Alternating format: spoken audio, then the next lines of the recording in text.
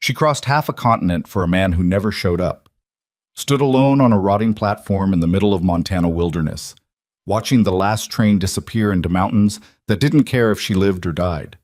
23 years old, one suitcase, a bundle of letters from a man who had written about sunrise kitchens and shared futures and love that was worth waiting for.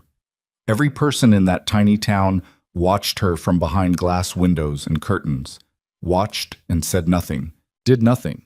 Because out here, a woman abandoned by a promise was simply another cautionary tale. But one man walked toward her instead of away, and that changed everything. If this story is already pulling at something inside you, hit that like button and drop your city in the comments below. I want to see how far this story travels. Now let's go back to where it all began. The train didn't slow gently. It shrieked to a stop the way something wounded does, all grinding metal and expelled steam, and the sound rolled out across the valley like a warning nobody had bothered to post. Evelyn Harper pressed her face briefly against the window glass as the platform came into view. She was looking for a tall man, broad-shouldered, dark-haired, the way she'd pictured him in her mind 100 times during the 3-day journey from Boston. She'd constructed him from his handwriting, from the careful loops of his letters, the measured space between his words, the way he wrote, "I am not a man of poetry" in one sentence, and then proceeded to spend 4 pages describing the way light moved across his land at different hours of the day. She'd told herself that wasn't poetry. She'd been lying to herself, and she'd known it and done it anyway, because sometimes a woman needs something to hold on to during the dark middle hours of a long night. She gathered her coat, her hat, and the small valise she kept under the seat, and she told herself to breathe. The conductor, a heavy-set man with a tobacco-stained mustache, helped her down the steps without making eye contact. He set her larger trunk on the platform boards with a thud that vibrated up through the soles of her boots. "Redstone Crossing," he announced, though she was the only passenger disembarking. 30-minute stop. "Thank you," Evelyn said. She turned around. The platform was empty. Not quiet. There was a cluster of men near the freight end of the train, loading crates of something onto a flatbed wagon, and a woman in a blue coat was speaking with someone inside the station house. There were people. There simply was not her person. Evelyn stood still and let 30 seconds pass, the way you do when you're giving someone the benefit of the doubt. Maybe he'd been delayed. Maybe the road from the ranch was unpredictable. She'd read enough about Montana to know that distance out here was a different animal than distance back east. He'd written that his land was 14 miles from town. 14 miles on a good road in decent weather was manageable. 14 miles on a road that the mountains had been working on all summer might be a different proposition entirely. She picked up her valise and walked to the far end of the platform where she could see the main road cutting north out of town. Nothing coming. Flat gray sky pressing down on everything, the kind of sky that couldn't decide between rain and just making threats. The cottonwood trees along the creek bed had gone fully yellow, and several of them had given up and dropped their leaves entirely, leaving branches that looked like cracks running through the air. She waited. The freight was loaded. The conductor reappeared, calling the boarding signal. Still no one on the road. Evelyn walked back to stand beside her trunk. She put one hand on top of it, not because she was worried about it going anywhere, but because it was the only solid thing available. The train's whistle split the air once, twice. The locomotive shuddered and began to move. She watched it go. The sound of it faded up the valley in stages. The mechanical noise first, then the echo off the rock faces to the north, and then just the wind, which had been there all along but which she could now hear clearly. It moved through the cottonwood branches with a dry, papery sound that was nothing like the wind she'd grown up with back in Massachusetts, where it came off the ocean and smelled like salt and distance. This wind smelled like pine resin and cold stone, and it carried the faint, raw bite of the elevation. Evelyn stood on the platform and looked at Redstone Crossing. Main Street was maybe 300 yards of storefronts, most of them wooden, some of them braced on their uphill sides by timber props where the road's shoulder had eroded. A general store, what looked like a hardware outfit, a building with a hand-lettered sign she couldn't read from this distance. A saloon, which she could identify because it was the building with 2 horses tied out front and the sound of a badly tuned piano coming through its wall. A small building set slightly apart that might have been a post office or a barber or both. Farther down, toward the creek, a cluster of houses, some with smoke coming from their chimneys, some dark. Maybe 200 people, she guessed. Maybe less. She became aware that she was being watched. It wasn't dramatic about it. There was no pointing, no gathering crowd, just the quiet peripheral attention of a small town that notices everything and comments on nothing directly. The woman in the blue coat had stopped speaking and was watching her from inside the station house doorway. One of the freight men had glanced over twice. A boy of maybe 12 was outright staring from the corner of the general store. Evelyn straightened her spine. She picked up her valise, positioned it in her left hand, and walked toward the station house because that was the only logical thing to do. A person needed information before they needed anything else. The station master was a thin man named Earl Potts, who had the kind of face that had made its peace with bad news a long time ago. He looked at her from behind his window without surprise, which itself told her something. "I'm looking for Silas Rowan," Evelyn said. "He was supposed to meet me." "Rowan," Earl repeated. He said the name the way you say something you're choosing to say carefully. "That's right. He ranches east of here, I believe. About 14 miles. Earl Potts looked at her for a moment, then at the window behind her, then back at her. "You the woman from Boston?" Evelyn's stomach did something cold and slow. "Yes." "He didn't—" Earl stopped, started again, differently. "You got a place to stay tonight? He was supposed to arrange—" She stopped herself. "No, not yet." Earl nodded once, like something had been confirmed. "You might try the Alderman house. Claire Alderman takes in boarders, down past the hardware store. Blue door." "Is Silas Rowan expected in town today?" A pause that lasted perhaps a second too long. "I couldn't say for certain." Evelyn held his gaze long enough to make clear she understood that he was deciding how much to tell her, and that she was marking the evasion without commenting on it. Then she said, "Thank you," in a voice that was level and quiet, and she turned and walked back to the platform to collect her trunk. The trunk was heavy, heavier than it needed to be. She'd been told that by 3 different people, and she managed to get it standing upright and began working it along the platform boards by tilting and pivoting, one corner at a time. It was slow and undignified, and the wood was rough enough that she'd get splinters through her gloves if she wasn't careful. She focused on the mechanics of it because that was more useful than thinking about what Earl Potts's silence had meant. "That's going to take you most of the evening." She turned. A man had appeared at the edge of the platform, not from the street, but from the direction of a side alley between the station and the building next to it. He was tall, built in the way that outdoor work builds people, wide through the shoulders with no waist anywhere. Maybe 32 or 33. His face was weathered in a way that suggested he'd been working in open country long enough that the weather had left a record of it.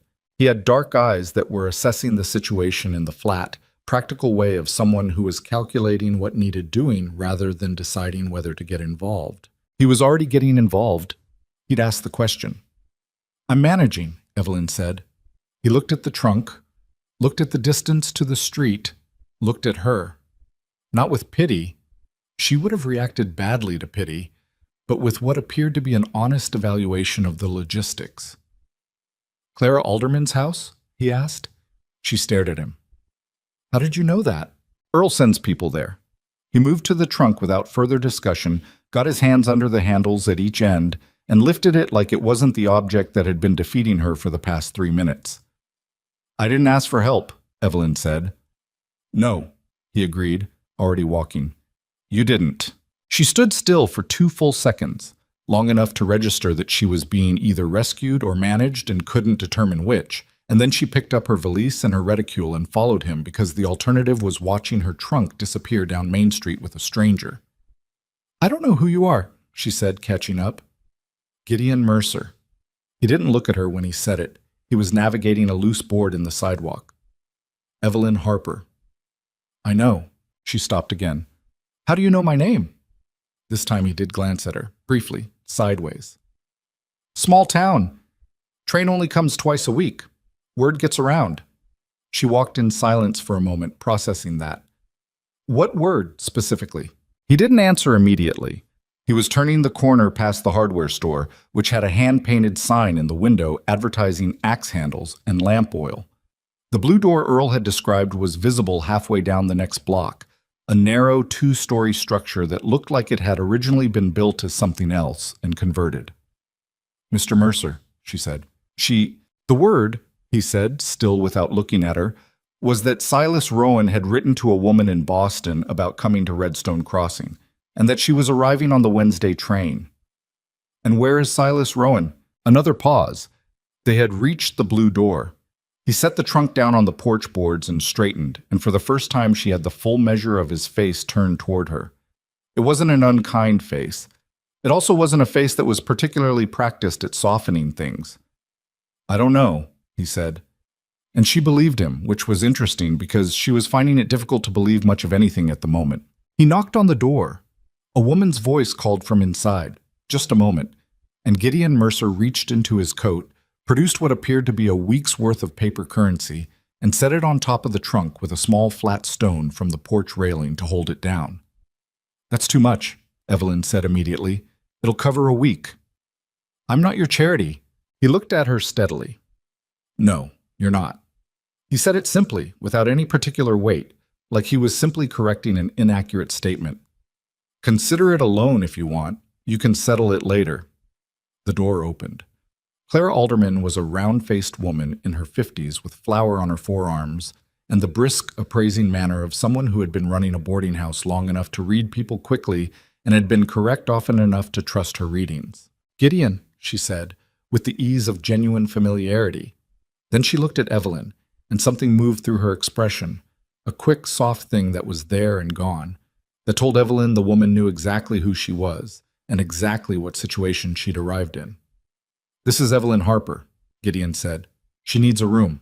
"Of course she does," Clara said, and her tone was entirely warm, without a trace of anything that could be called condescension, which Evelyn registered and was quietly grateful for. "Come in out of the cold, honey. I'll put the kettle on." Gideon lifted the trunk over the threshold. He set it inside the entry hall and straightened his coat. "I'll leave you to it," he said, to Evelyn specifically. "Mr. Mercer?" He paused, hand already on the doorframe. She looked at him directly, because she was determined that whatever else had happened today, she would not be mealy-mouthed about it. "Why did you help?" He considered the question for what felt like a genuine moment, like he was actually interested in getting the answer right. "You were sitting on a platform in the dark by yourself," he said finally. "Seemed like somebody ought to do something about that." Then he walked back out into the evening and was gone. Clara Alderman made strong tea and didn't ask questions, which was its own form of kindness. She showed Evelyn to a room on the second floor, modest, clean, a window that faced the alley, and left her with a lamp and the implication that supper would be at 7 if she wanted it. Evelyn sat on the edge of the bed and looked at her trunk. Inside it, 2 good dresses, a skirt, and 3 shirtwaists in practical colors. Her mother's quilt, the one with the double wedding ring pattern in blues and creams, which she had brought because it was the only piece of home she'd let herself take. A small wooden box containing the letters, 47 of them, in chronological order, tied with the ribbon she'd removed from a hat she'd stopped wearing last winter. She didn't open the trunk. She sat with her hands folded in her lap and looked at the wall and thought about what she knew. She knew that she had arrived in Redstone Crossing, Montana, on the 23rd of September in the year 1889. She knew that no one had come to meet her. She knew that the station master had been careful about what he said, which meant he knew something he hadn't said. She knew that a stranger named Gideon Mercer had paid a week's lodging for a woman he'd never met, with no explanation beyond the word seemed like somebody ought to do something about that. She knew she had $11.30 in her purse. She knew her return ticket to Boston, if she could arrange one, would cost more than she had. She knew her family had thought this venture was a mistake and had said so, and that she had said, "I know what I'm doing," in a tone that had ended the conversation, and that she had been wrong. She sat with all of that for a while. Then she got up, washed her face in the basin on the washstand, straightened her collar in the small mirror above it, and went down to supper. There were 3 other boarders. 2 were men who worked at the mill up the valley and spoke mostly to each other about things Evelyn didn't have context for. The third was a young woman named Patsy Durbin, perhaps 19, with a sharp, lively face and the nervous energy of someone who moved through the world at a slightly faster speed than everyone around her. Patsy sat across from Evelyn and watched her with the open curiosity of someone who hadn't yet decided if social circumspection was worth the bother. "You're the woman from Boston," Patsy said, during a lull in which one of the millmen was attending to his potatoes. "I am," Evelyn said. "Silas Rowan was supposed to meet you." "He was." Patsy picked at something on the tablecloth. "He's not a good man," she said, in a matter-of-fact tone that suggested this was simply a piece of existing information she was making available. "I don't mean to speak harshly about someone you came all this way to meet, but since you're already here, it seems more useful to tell you than not." Evelyn set down her fork. "What do you know about him?" Patsy glanced toward Clara in the kitchen doorway, but Clara had turned away to the stove. "He's done this before," she said, lowering her voice a measure. "Not just you. There was a woman from Ohio about 2 years back. She came on the spring train. He wasn't here for her either." A pause. She went back. The silence at the table had a particular quality. Not hostile, not even uncomfortable. Just the silence of people pretending they weren't listening. "Where is he?" Evelyn asked. "His ranch is east, like people say. But he's got a wife out there, has had for years." Patsy said it quickly, like she'd been waiting to say it and wanted to get through it before she lost her nerve. "Not everyone in town knows the whole of it, but some do." "Enough." Evelyn picked up her fork again. She cut a piece of the roast Clara had made, which was good, better than she'd expected, which said something about her expectations at this point. "Thank you for telling me," she said. Patsy looked at her with surprise, like she'd been braced for a different reaction. "You're not—" She stopped. "I'm not going to fall apart at the supper table," Evelyn said, "but thank you." She ate the rest of her supper and helped Clara clear the table without being asked, and went back upstairs and sat on the edge of her bed and fell apart there instead, because some things are private even when there's no one to show them to. She was awake before 5 in the morning, which was not unusual for her. She lay in the dark and listened to the unfamiliar sounds of the building. The creak of it settling, a mouse somewhere in the wall, wind finding the gap under the window. At some point during the night, something had shifted.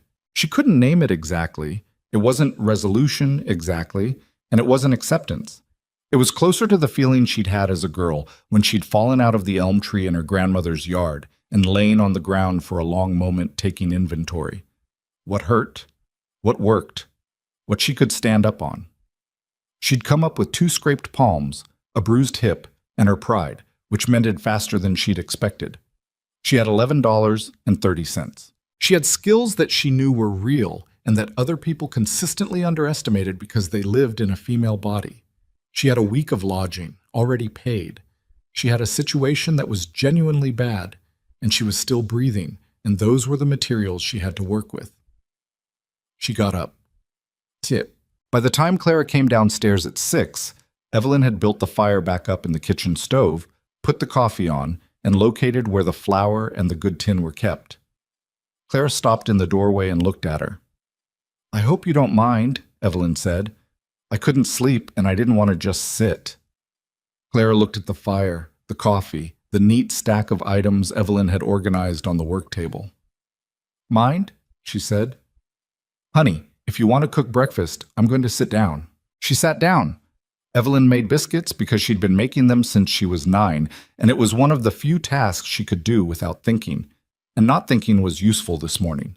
She cut them out and put them in the oven and found the salt pork hanging in the cold cupboard and cut slices and got those going in the cast iron pan. And by the time the millmen came down the stairs, the kitchen smelled like something worth getting out of bed for. She got compliments from both of them, which surprised her, and a look from Clara that was more than a compliment because it contained something speculative and measuring in it. "You're not going back to Boston," Clara said, when the men had taken their plates to the table. "No," Evelyn said. "I'm not." Clara nodded, like this had confirmed something. "Do you have work?" "Not yet." "What can you do?" Evelyn wiped her hands on the cloth she'd tucked into her waistband. "Cook, apparently. Keep accounts. I've got a head for figures, so I worked for my father's import business for 4 years keeping his books. I can read contracts, identify discrepancies, organize filing systems." She paused. "I sew reasonably well. I'm not fast, but I'm accurate." Clara was quiet for a moment. "Accounts," she said. "Numbers especially. She hesitated because saying I have a gift for numbers sounded presumptuous, even when it was accurate. I find it easy to see where the problems are in a set of books, patterns other people miss. Clara drummed her fingers on the table twice.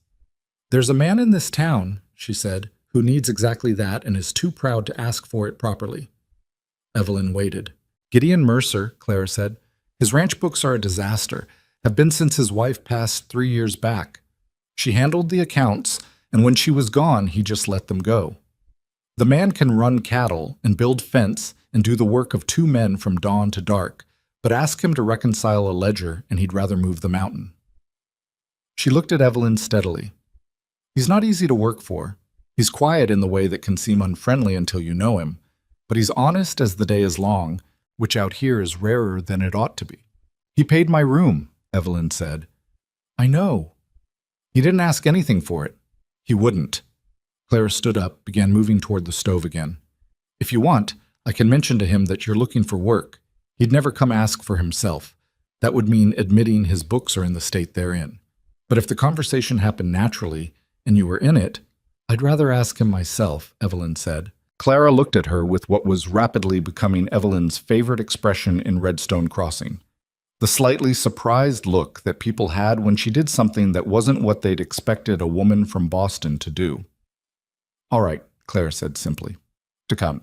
She found him at the livery, which was the most logical place to look for a man who had ridden into town, and which Evelyn had concluded by the straightforward method of asking herself where a rancher would be if he'd arrived on horseback and needed to leave again. The livery was at the north end of Main Street, run by a taciturn man named Holt, who appeared to communicate primarily through chin movements.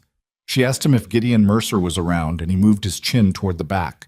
And she walked through the smells of horse and hay and manure and found Gideon Mercer in a back stall checking the front left hoof of a dark bay horse with the focused competence of a man who had been doing it since he was young enough that it was simply part of how his hands knew how to move. He looked up when he heard her footsteps. Miss Harper, he said, in a tone that was neither warm nor unfriendly, merely noting her presence. Mr. Mercer.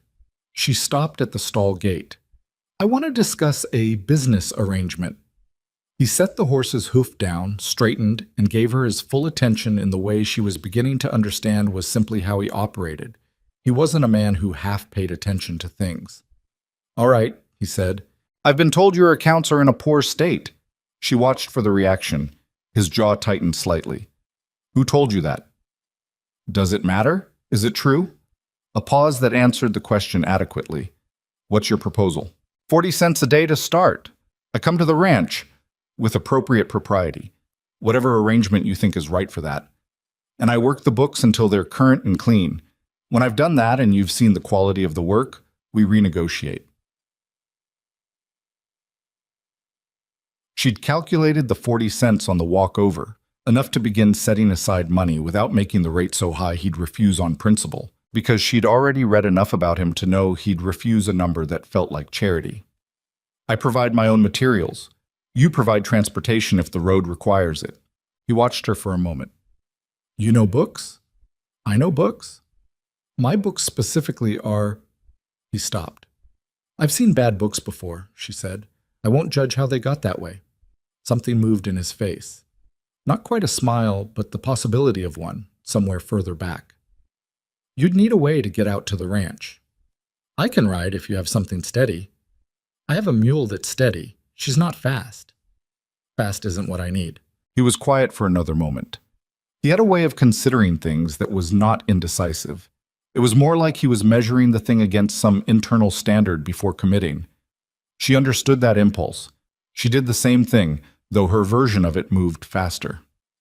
I'll need to see what you can do first, he said. I've got receipts from the last 3 years in a box in the house. You organize those by month and category. We'll talk about terms. When? I could take you out Monday if the weather holds. Monday, she agreed. He nodded. She turned to leave. Miss Harper? She paused, hand on the stall post. You want to know what I know about Silas Rowan, he said.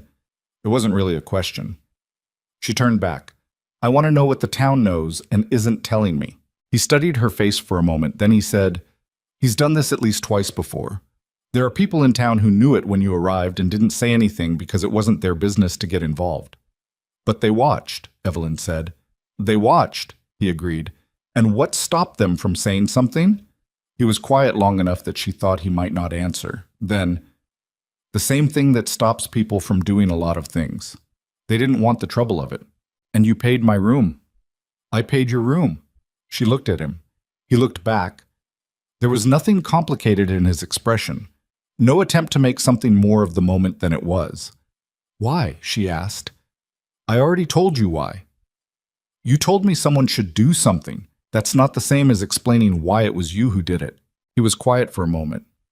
Because I watched the train leave and you were still standing there, he said. And I know what that looks like. Waiting for something that's already gone. He paused. My wife died on a Wednesday. I stood in this livery for 2 hours after they told me before I could figure out what to do next. That particular kind of alone has a look to it. I recognized it. The stall was quiet except for the horse moving its weight and the distant sound of Main Street. I'm sorry about your wife, Evelyn said. I'm sorry about your situation, he said. They stood in the honest awkwardness of two people who had exchanged real things with each other and weren't sure where that put them. Monday, Evelyn said finally. Monday, he confirmed. She walked back through the livery and out into the gray morning air of Redstone Crossing, which smelled like cold earth and coming weather and the smoke from a dozen chimneys, and which was not Boston, and which was not what she'd come for, and which was nonetheless the place she was in. She still had $11.30. She had work starting Monday. She had a room with a blue door and a woman inside it who sat down while Evelyn made biscuits without being asked. She walked back down Main Street with her chin level and her spine straight, because the watching was still happening. She could feel the town's quiet peripheral attention on her the way you feel weather changing. And she had decided that whatever Redstone Crossing was going to make of Evelyn Harper, it was going to start here, with this walk, with this particular set of her shoulders. The wind came down off the mountains and moved through the cottonwoods, and the leaves that were left spun in it briefly before settling, and the sky stayed the color of old pewter and showed no particular interest in improving. She walked on. Monday arrived with frost on the ground and a sky that had finally committed to something. Pale blue, hard and clear, the kind of cold morning that made every edge in the landscape sharp enough to cut. Gideon Mercer came to the Alderman house at 7:30 with the mule he'd promised, a broad-barreled gray animal named Ruth, who regarded Evelyn with the deeply unimpressed expression that mules reserve for people they haven't decided about yet. She won't throw you, Gideon said, holding the lead rope while Evelyn got herself settled in the saddle. She might stop walking if she sees something she doesn't like. What does she not like? Mostly sudden noises, loud men. Once she stopped for 20 minutes because there was a hat in the road. Evelyn looked down at Ruth. Ruth looked at the middle distance. We'll get along, Evelyn said. They rode out of town in the early morning quiet, Gideon on his bay and Evelyn on Ruth, who turned out to move at a pace that could most charitably be described as deliberate. The road east cut across a stretch of open grassland before climbing into the foothills through a series of switchbacks that gave her, in pieces, the kind of view she'd read about in geography books and not quite believed was real. The mountains to the north carried their first permanent snow now, white above the timberline, gray rock below it, and the whole range ran along the horizon like something that had been placed there specifically to remind people of their scale. She didn't say any of that. It seemed like the kind of thing Gideon Mercer probably already knew and didn't need commented on. They didn't talk much on the ride out. He pointed out a landmark once, a particular rock formation on a ridgeline, and told her it was useful for navigation if the weather came down fast. She filed it away. He mentioned that the road got muddy in a low section after hard rain, and that Ruth knew where the solid ground was if you gave her the rein. She filed that away too. The Mercer Ranch came into view after about 40 minutes, longer than 14 miles should have taken, but Ruth was not a horse who recognized urgency as a concept. It was a working property without apology about it. The main house was a solid log and frame structure, 2 stories, a covered porch running the full front length, a barn to the left, 2 outbuildings behind it, a loading pen and a stretch of fencing that ran east until it disappeared in the rise of the land. Everything showed wear in the way that honest use wear looks. Not neglect exactly, but the evidence of a man who had more work than hours and had been making those choices alone for a while. A hand named Cobb met them at the barn, a lean, weathered man of around 50 who had the efficient movement of someone who'd spent decades being useful. He took the horses without being asked and gave Evelyn a brief, neutral nod that she appreciated for what it wasn't, which was the particular kind of evaluating look she'd been getting for most of Redstone Crossing. Gideon led her inside. The house was cleaner than she'd expected, which said something about him, and less warm than a house with a woman in it would have been, which said something else. The furniture was solid and functional. There were no decorative objects she could see, except for a small frame drawing on the mantelpiece. A pencil sketch of this house, done from a slight distance, competently rendered. She didn't ask about it. He took her through to the kitchen and into a small room off the back that might have been intended as a study or a larder, or possibly both. On the table in that room was a wooden crate. Inside the crate were papers, receipts, ledger pages, folded letters that appeared to be invoices or contracts, a small bound book that was clearly meant to be an account ledger but which had been used inconsistently at best. The whole thing had the look of a system that had started with intention and then simply stopped, like a clock that had wound down. 3 years, he said, from the doorway.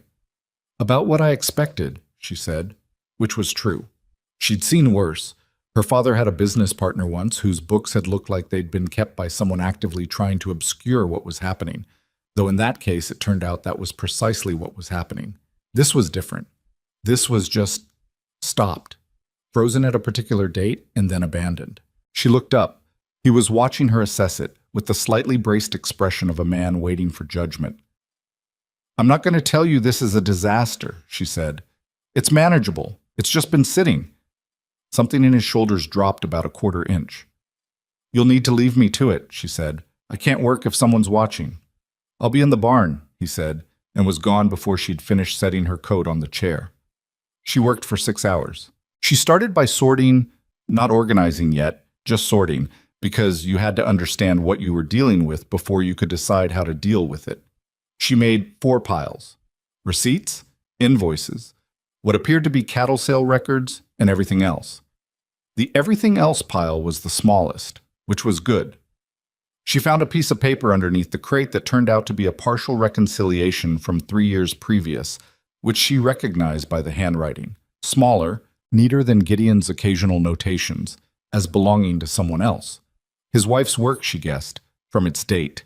She set it aside carefully and thought about what it meant to find a woman's last practical work preserved under a box without anyone intending to preserve it. Then she stopped thinking about that and got back to the numbers. By noon, she had the 3 years sorted into months. By 2 o'clock, she'd begun working through the oldest records, cross-referencing receipts with the ledger entries where entries existed and noting discrepancies where they didn't.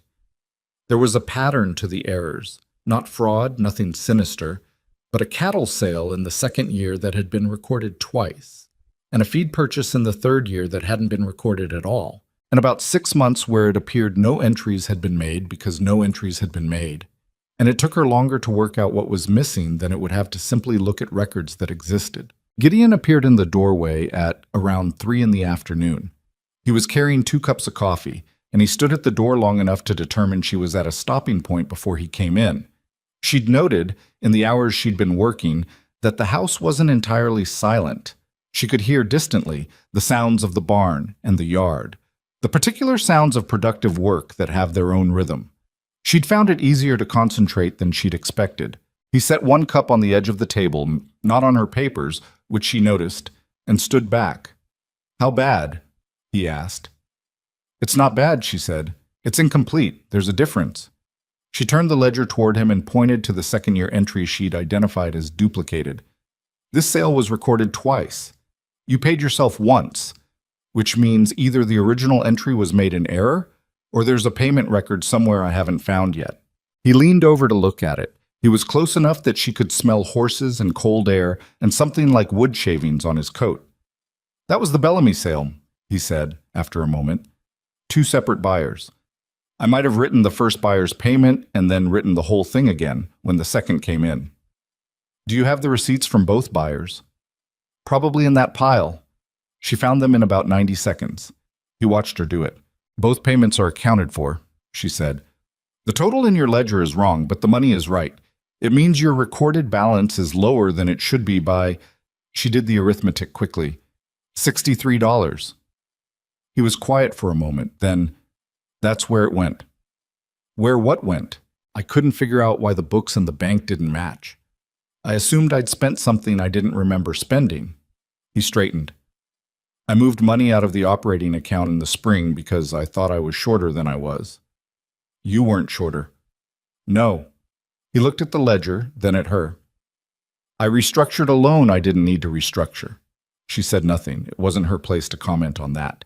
He picked up his coffee, looked at the wall. How long to finish the rest of it? 2 more days of this kind of work. Possibly 3 if I find other errors like that one. She paused. You have a good record of your cattle numbers. The livestock accounting is cleaner than everything else. That I always kept up with. A slight pause. Margaret handled the rest.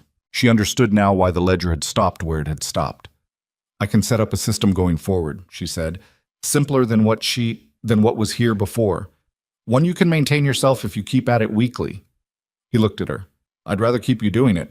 She hadn't expected that, quite so directly. That's a conversation for when I've finished the initial work, she said. Fair enough. He moved toward the door. I'll have Cobb drive you back before dark. I can ride Ruth. Ruth takes 45 minutes. It'll be dark in an hour. She started to argue and then recognized that it was a logistics problem, not a pride problem. All right, she said. He was nearly through the door when she said, Mr. Mercer. He stopped. The drawing on your mantelpiece. Who did it? A pause, not particularly long. Margaret, he said. She liked to draw. Then he went back out to the barn, and she went back to the numbers, and neither of them said anything else until Cobb came to get her.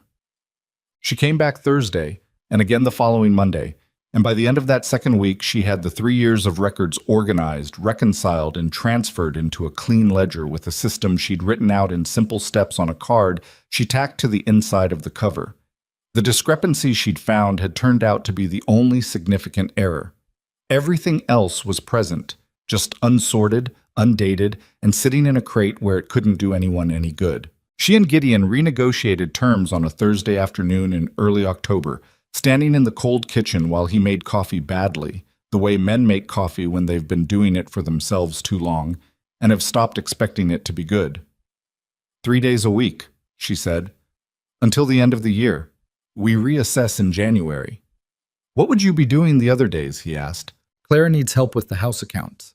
She's been doing them herself, and she's not wrong about them, but they'd be faster and cleaner with a second eye. She'd arranged that on Wednesday, after Clara had asked what Evelyn was doing, and Evelyn had told her. It keeps me from sitting idle. What rate? Same rate for Clara's work. Yours I'd like to raise to 55 cents. He looked at her over the coffee pot. 55. The initial reconciliation was worth more than 40 cents a day. I'm offering you a discount in consideration of the ongoing arrangement. She said it evenly, the way she'd say anything factual. She'd thought it through the night before. The number was right. He was quiet for a moment. All right. She hadn't quite expected him to agree without negotiating and wasn't sure what to do with that, so she just nodded and got out her materials. The work settled into a pattern. She came Mondays, Wednesdays, and Fridays on Ruth, who had by this point decided Evelyn was acceptable, and occasionally deigned to move at a pace approaching brisk when the weather was cold enough to motivate her. Cobb would be in the yard when she arrived, and he'd take Ruth and nod, and she'd go to the back room and work. Gideon would bring coffee in the morning at some point, without asking, without comment. Just set it on the corner of the table and leave. And at midday she'd find something to eat from whatever was in the kitchen, which was always plain and often insufficient, and she started bringing her own lunch because she couldn't concentrate in the afternoons if she was hungry. She reorganized the supply ordering system in the second week of October. She found that Gideon was purchasing feed in quantities that made sense for a larger operation than he was currently running, and that by adjusting his order schedule, he could reduce his monthly outlay by nearly $30 without running short. She told him at the end of the day, showed him the numbers. He looked at them for a long time. That's a lot of money, he said. Over a year, yes. I didn't see it. You're not in the habit of looking at it this way, she said. That's what the records are for. He looked up from the paper. What else don't I see? It wasn't a rhetorical question. She'd realized in the weeks she'd been working that Gideon Mercer asked questions because he wanted the answers, not because he was filling conversational space. It was a quality she found increasingly unusual and increasingly valuable. Your winter feed supply is right, she said. Your equipment maintenance is about 6 weeks ahead of where it should be, which means you've been replacing things early. That's either very cautious or slightly wasteful, depending on whether those replacements were necessary. Some were, he said. Some probably weren't. Then going forward, we log when something gets replaced and why. In 2 years, you'll have a record that tells you when things actually need to go and when they still have life in them. We, he said. She heard it and chose not to comment on it. Quote, October became November, and the cold settled in with the particular serious intention of Montana autumn, which was not playing a game. The road between town and the ranch acquired a layer of ruts in the mud that froze solid overnight and made Ruth navigate with extra care and less dignity. Evelyn wore 2 pairs of stockings and the heavier of her 2 coats and still arrived cold, which Gideon apparently noticed because the stove in the back room started being lit before she got there. She didn't comment on that either. What she noticed, without making much of it, was that the work had changed character. It was no longer purely recovery work, the sorting and reconciling of what had accumulated, but something ongoing. She was maintaining current records, tracking expenses as they happened, preparing for the end of the tax year with documentation that would actually be usable. She built a simple monthly summary format and showed Gideon how to read it, which took 2 sessions because the first session went wrong when he tried to understand it all at once and got frustrated in the quiet, compressed way that was apparently how frustration looked on him. "Stop," she'd said the first time. He'd looked up from the summary with an expression that was clearly a man working hard to manage something that wasn't cooperating. "You're trying to understand all of it at once," she said. "Look at just the top line first. That's your total income for the month. Is it more or less than the month before?" He looked at the top line. "Less. Why is October less than September?" "Cattle sale in September." He paused. "No major sale in October." "Right. Now the second line. That's your fixed expenses. Things you pay regardless. Is that number stable?" He looked. "Yes." "Good. Everything under that is variable. When you have a question about a variable number, that's when you ask me." She tapped the page. "You don't have to understand all of it. You have to understand enough to know what questions to ask." He was quiet for a moment. Then, "That's more useful than the way I was trying to do it." "I know." He looked at her, and there it was again. That almost expression, the possibility of a smile that didn't quite arrive. "You could have said that to begin with." "You needed to try it wrong first," she said. "Otherwise it doesn't stick." He gave a short, low sound that might have been a laugh. She wasn't entirely certain, as it was quiet enough to be ambiguous, and went back to the summary. She thought about that sound on the ride home, the way it had come out of him, surprised and genuine and quickly contained, like something that had gotten out before he'd thought to stop it. November deepened. The evenings shortened to the point where she was frequently at the ranch as the light began to go, and on 2 occasions Gideon drove her back himself because Cobb was occupied with something in the barn and Ruth was not a nighttime animal if it could be helped. Those drives were quiet, but not uncomfortably so. They were the kind of quiet that 2 people fall into when they've been working alongside each other long enough that silence doesn't require explanation.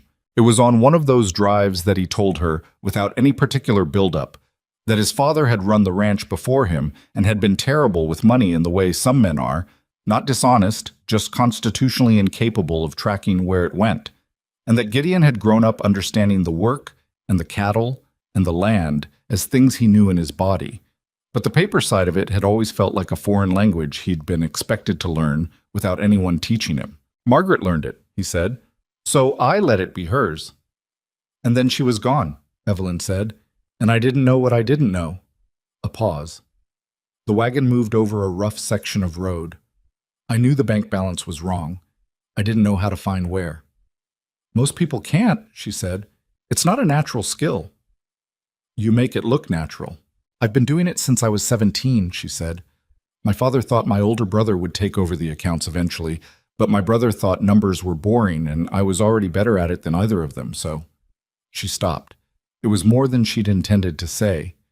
"So you did the work and let someone else get the credit for it," he said. She turned to look at him in the last of the light. His eyes were on the road. "Something like that," she said.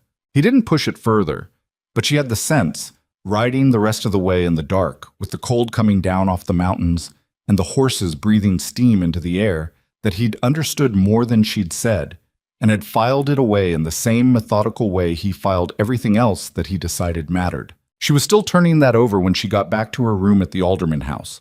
Outside, Redstone Crossing had gone quiet in the way small towns go quiet in winter, which was an early and complete quiet. Nothing like Boston's nighttime, which was never entirely silent. She sat on her bed and thought about what she had built in the past 6 weeks. Not what she'd lost, not what she'd come here for, not the bundle of letters in the bottom of her trunk that she hadn't opened since the night she arrived. What she had built. She had work she was good at and was being paid honestly for.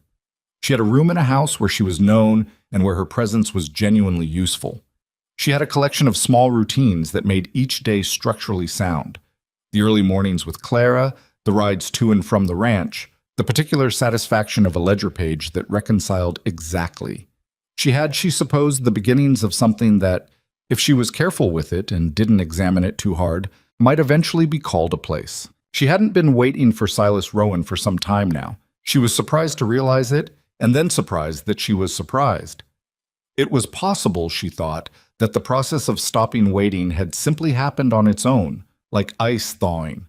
Not through any decision she'd made, but through the accumulated weight of days that asked her to be present in them. And she had been, and the waiting had run out of room. Through the window, the Montana sky was completely dark and completely full of stars in the way that only happens when the air is cold and clean and there are no city lights to argue with them. She looked at it for a long time before she blew out the lamp. The first snow of real consequence came in the second week of November and stayed.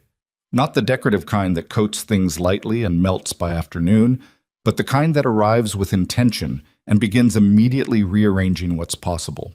The road to the Mercer Ranch became a negotiation between Ruth's judgment and the terrain's indifference, and Evelyn learned to read the mule's ears. Forward meant manageable, sideways meant pay attention, flatback meant stop and wait, in the way you learn to read any language when it's the one being spoken around you. She was working on the December supply projections on a Friday morning when she found the contract. It was tucked inside the back cover of the oldest ledger, not hiding exactly, just placed there at some point and not removed, the way papers migrate in houses where record-keeping has lapsed. She almost set it aside without reading it, because her job was numbers and this was a document, and she'd trained herself not to overreach the scope of what she'd been hired to do. But the name at the top stopped her. Silas Rowan, party of the first part. She read it twice to make sure she was reading it correctly. Then she read it a third time, more slowly. It was a land agreement, not a purchase contract, but something more complicated, a kind of partnership arrangement dated 14 months prior, before she'd left Boston, before the letters had started arriving. The document described a parcel of grazing land that sat on the eastern boundary of Gideon's property, land that the document referred to as disputed acreage, approximately 400 acres that both Gideon Mercer and Silas Rowan apparently held competing claims to, and this agreement was supposed to resolve the dispute through a co-management arrangement while the claims were formally reviewed. She sat back in her chair and looked at the ceiling for a moment. Then she looked at the document again. There were 2 signatures at the bottom, Gideon's, which she recognized from his occasional notes in the ledger, and Rowan's, a big looping signature that took up more space than it needed to. She closed the ledger carefully, put the contract on top of it, and went out to the barn. Gideon was in the middle stall, working on a section of harness that had cracked along one of the traces. He had a piece of leather and an awl, and was doing the work with the focused, economical movements she'd come to recognize as his normal mode of operation. He looked up when she came in. He saw her face before she said anything. "What did you find?" he said. She held out the contract. He set down the harness and took it, and she watched him read it. Not his face, exactly, because his face wasn't a document she could read easily, but his hands, which tightened slightly on the paper near the end. "I should have told you he was involved in something with the ranch," he said. He wasn't apologizing. He was stating a fact about an omission. "Yes," she said. "You should have." He handed the contract back to her. "The land dispute has been going on for 3 years. It was my father's problem before it was mine. That parcel, the East 400, my father broke it from a larger section in the 1870s, and there's a question about whether the original survey was right. Rowan bought the neighboring property about 4 years ago and immediately claimed the acreage was part of his deed.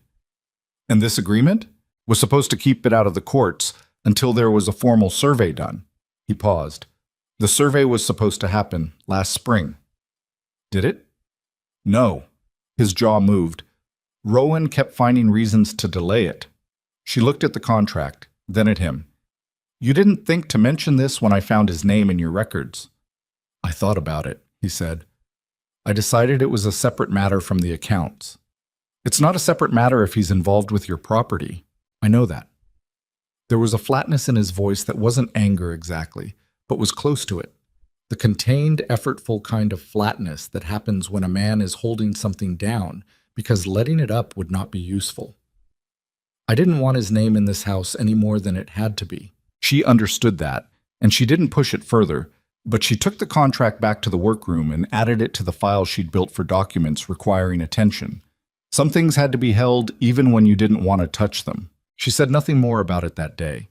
But on the ride home, with the snow coming down in the light, unhurried way it had when it wasn't in any particular hurry, because it had all the time it needed, she thought about what it meant that Silas Rowan had been, for the past 14 months, a man with a legal arrangement connecting him to Gideon Mercer's property.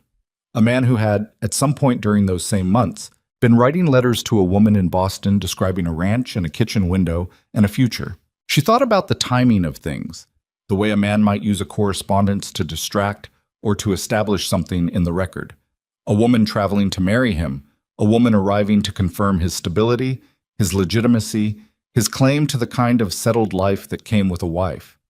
She didn't know if that was what had happened, but she turned it over in her mind all the way back to town and didn't arrive at a reason to dismiss it. The question she couldn't answer was answered for her on a Tuesday in late November when Patsy Durbin came to the Alderman house at 8:15 in the morning with her coat not fully buttoned and her hair still in its sleeping braid, and the expression of someone who has learned something and made the calculation that waiting is the wrong choice. I need to tell you something, she said to Evelyn in the hallway, before she'd even been offered to come inside properly. And I want you to hear it from me before you hear it from someone else, because you will hear it from someone else. Because Frank Aldridge was in the saloon last night, and apparently Frank Aldridge cannot keep anything in his head for more than a few hours. Evelyn took her coat off a hook and put it on over her dress. Come into the kitchen, she said. Clara was at the stove and looked at Patsy and looked at Evelyn and moved her coffee cup to the far side of the room and occupied herself with something at the window that was not listening, except that Clara Alderman heard everything that happened in her kitchen and both of them knew it. Patsy sat down. She folded her hands on the table and looked at them, then at Evelyn. Silas Rowan has a wife, she said. I told you that before. What I didn't tell you, because I didn't know all of it, is that the woman in Ohio, the one who came 2 years ago on the spring train, she went back, yes, but she didn't go back without doing anything. She wrote a letter to the county sheriff here before she left. It's been sitting in the records because the sheriff at the time didn't think it warranted an investigation. A woman claiming she'd been lied to through the mail wasn't, apparently, a pressing matter. And now, Evelyn said, the county sent a new man in September. New sheriff, name of Calloway, came in from Billings. He's been reviewing old complaints. Patsy looked up. He found her letter, and apparently he found 3 others after he started looking. The kitchen was very quiet. 3 others? Evelyn said. Women who wrote letters to the county, different counties, over about 5 years. Same thing every time. Letters from a man describing a ranch and a future, women who traveled and found nothing. Patsy paused. You're not the first and you're not the last. There was a woman from Pennsylvania who came in the spring, 3 months before you. She left after a week. Evelyn looked at the table. She didn't tell anyone. She told Earl Potts. Earl apparently wrote it down and then didn't do anything with it because the previous sheriff was, Earl's words, not mine, not the type to make trouble for a man with land. Patsy said it with the careful, precise diction of someone quoting rather than editorializing. Sheriff Calloway is apparently a different type. Clara set a cup of coffee in front of Evelyn without being asked. Evelyn didn't pick it up. He's been already married, Evelyn said. Not a question. For 11 years. A woman named Dora lives on the main ranch property. They have 2 children. A pause. Whether she knows about the letters, I don't know. The thing that arrived in Evelyn's chest at that moment was not what she would have expected. if she'd tried to predict her own reaction. She had expected anger, the hot, spiking kind that she'd kept so carefully banked since September, or humiliation in a new and worse form. What arrived instead was something almost like exhaustion, a profound, bone-deep tiredness of the particular specific shape of this man and this lie, and the energy she'd been spending, without entirely knowing it, holding it all at a careful distance. 5 women, maybe more. 5 women who had sat in rooms and believed the words in letters and done the arithmetic of a future. "Where's Rowan now?" she asked. "His property, east of town. He's been there all fall. Hasn't come to town much." Patsy hesitated. "He knows you're still here. Apparently he expected you to leave like the others." "He expected wrong," Evelyn said. She picked up the coffee. She drank some of it. It was too hot, and she drank it anyway because it was something to do with her hands. "What are you going to do?" Patsy asked. "I'm going to finish the supply projections I was working on this morning," Evelyn said. "And then I'm going to find out when Sheriff Calloway is receiving visitors." She did both of those things. She finished the projections. The numbers were not going to organize themselves because a man named Silas Rowan had decided to use the mail as an instrument of cruelty. And then she put on her second coat and walked to the small building at the south end of town that now had a proper sign out front reading Redstone Crossing Sheriff's Office, T. Calloway. Calloway was younger than she'd expected, mid-30s maybe, with a direct manner and the careful, slightly formal courtesy of someone who'd been trained to take women's accounts seriously and was doing so deliberately rather than naturally. She didn't hold that against him. Deliberate was functional. She told him everything clearly and without embellishment. The letters, all 47 of them, which she'd gone home and brought with her after finishing the projections, because she'd decided on the walk to his office that she would not walk in without the evidence in her hand. The dates, the content, the specific promises made, the specific nature of the deception. She told him about Patsy's information and about the woman from Ohio and the woman from Pennsylvania. She told him about the land dispute with Gideon's property, because she didn't know if it was relevant to his investigation, but she suspected it might be, and omitting it because of how complicated it made things seem like exactly the kind of mistake that had let this go on as long as it had. Calloway took notes. He asked careful questions. He read several of the letters with the focused attention of a man building a case. "You understand," he said when she'd finished, "that the legal remedy here is limited. Corresponding dishonestly with a woman isn't... There's no statute that addresses this cleanly. What he did to you is an injury without a clean name in the law as it currently stands." "I understand that," she said. "What there may be," he continued, "is fraud. If he used correspondence to secure financial advantage, if any of the women sent money, or if this connects to property claims like the land dispute you mentioned, that's different. That's something I can pursue." "I didn't send money," Evelyn said. "I spent money to get here, but I sent nothing to him. The others may have different stories." He set his notes down. "Miss Harper, I want to be honest with you. This investigation may take months. I can't promise you an outcome that feels like justice, because the law isn't always built for that. What I can do is follow what's there and see where it leads." "That's all I'm asking," she said. She walked home from the sheriff's office in the late afternoon through a main street that had gone quiet in the particular way it went quiet in winter. Less foot traffic, the cold keeping people in, and she passed the hardware store and the general store and the building where Earl Potts sat in his station house and had decided in September that what he knew wasn't his business to share. She didn't stop. She kept walking. She hadn't planned to tell Gideon. It wasn't his problem in the specific personal sense, and she'd made a practice of not making her personal business into something that needed to be managed by other people. But the following Monday, when she arrived at the ranch and sat down at the work table, she found she couldn't concentrate in the way she normally could. The numbers were there, the records were there, and she kept reading the same column twice without it landing. Gideon appeared in the doorway at his usual time with the coffee, and he took one look at her and set the cup down and said, "What happened?" "I found out more about Rowan," she said. "Tell me." So she did. She told him about Patsy's account, about the 5 women, about Sheriff Calloway and the investigation and the land dispute that she'd thought to mention because it might matter. She told it the way she did most things, plainly, in order, without dramatizing. And when she'd finished, Gideon was standing very still in the doorway with his hands at his sides and a look on his face that she'd never seen on him before. It was cold, not empty. There was plenty in it, but all of it was compressed and hard and entirely controlled. It was the face of a man who is angry in the particular way of someone who is very careful about anger because he knows what it can do if he isn't. He's been on my eastern boundary for 4 years, Gideon said. Very quiet. Yes. And for at least 2 of those years he's been using letters to... He stopped.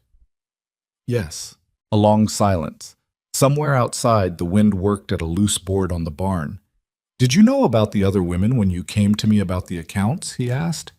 No, I knew about the woman from Ohio. I found out the rest last week. He looked at the wall. He dragged you out here, he said. He dragged 5 women out here. At least 5. And the sheriff he's investigating. Whether anything comes of it legally is uncertain. She paused.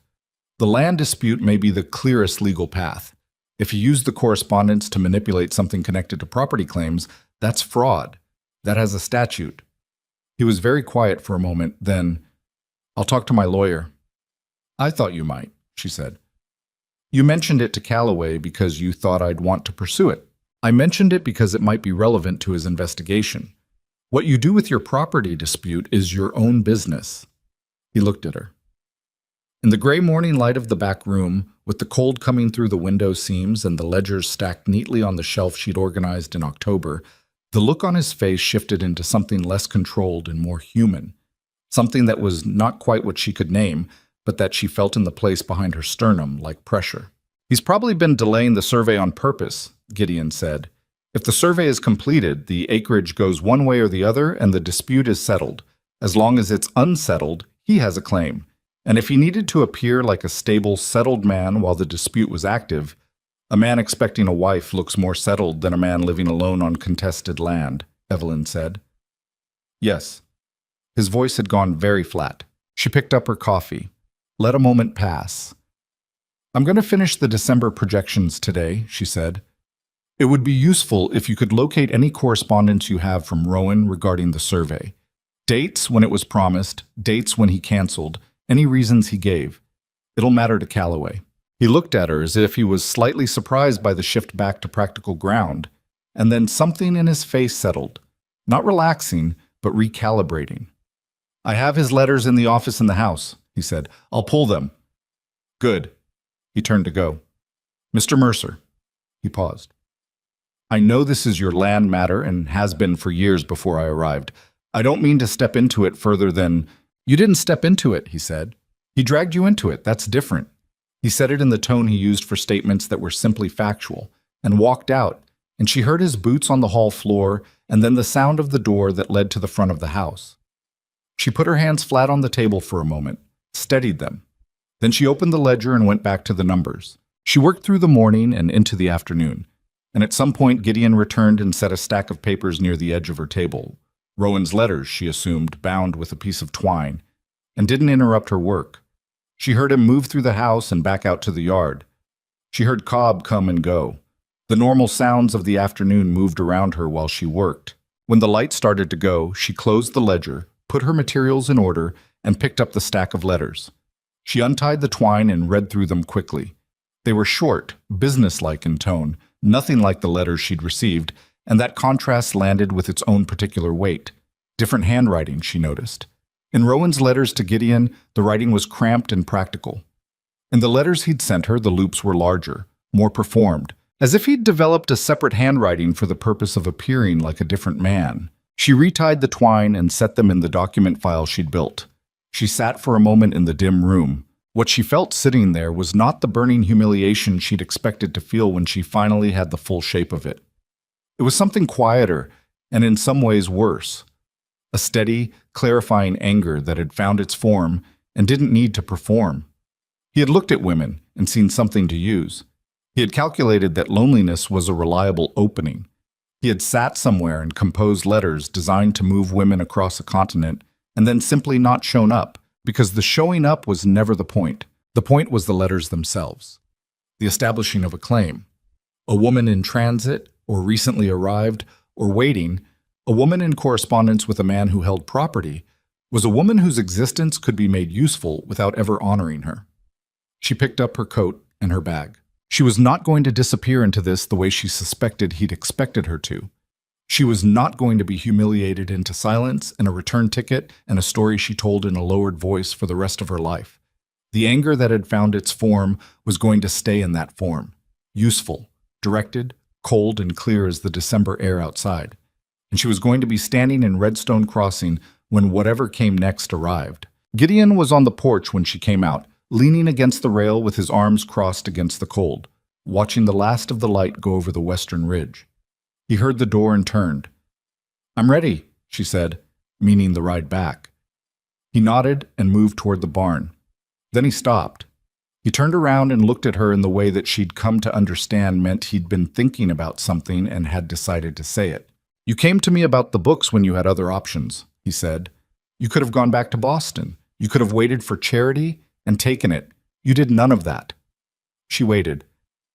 "What he did," Gideon said slowly, "has nothing to do with what you chose to do after. Those are different things. I want you to know I understand that difference." She held his gaze. The cold had gone sharp in the way it went after sundown, and her breath made a small cloud and dispersed. "Most people don't," she said. "I know," he said. "Most people are going to look at you and see the woman who came out here for Silas Rowan. I'm going to look at you and see the woman who stayed anyway and made something of it." He paused. "I thought you should know that." He turned and went to the barn before she could answer, which was probably for the best, because she needed a moment before she could have answered without her voice doing something she didn't want it to do. She stood on the porch of the Mercer Ranch in the Montana dark, with the cold coming down and the stars beginning to assert themselves overhead, and she breathed in and breathed out and let the moment be what it was without trying to make it larger or smaller. Then she followed him to the barn to get Ruth, and they rode back to Redstone Crossing in the dark, and neither of them said much, and it was the most understood she had felt since she'd arrived. December in Redstone Crossing was not subtle about itself. The cold came in layers.